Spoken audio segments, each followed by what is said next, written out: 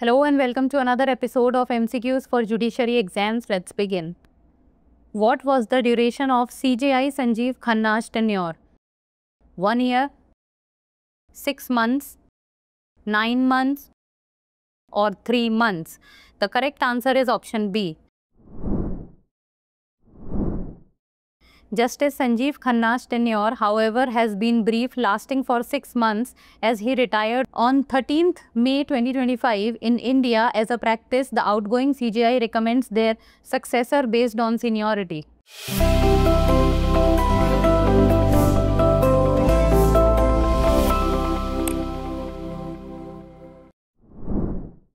Next, when can a plaintiff be rejected? No cause of action, weak averments, disputed facts, or lack of evidence. The correct answer is option A.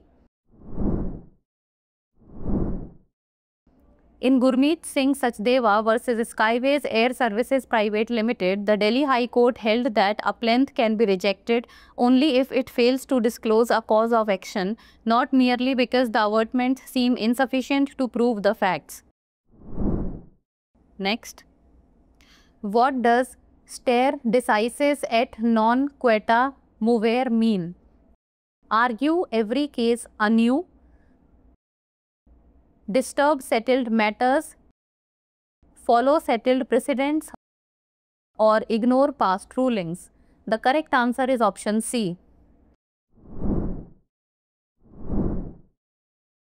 Stare decisis et non quota movere, which means stand by what has been decided and do not disturb settled matters. Example, courts follow previous rulings, precedents in similar cases to ensure consistency. Next, the doctrine of privity is based on which principle of English law? Will theory, consent theory, promise theory, or interest theory?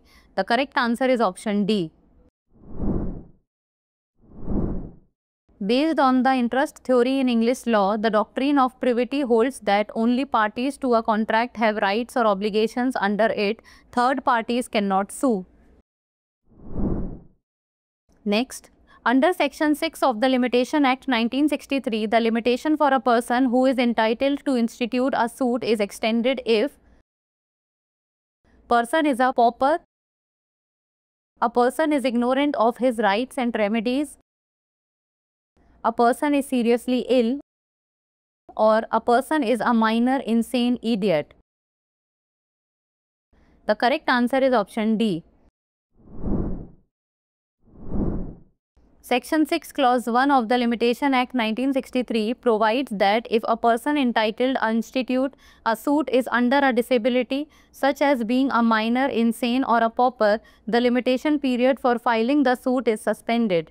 The period of disability is not counted in the limitation calculation, meaning the time does not run against them during the disability.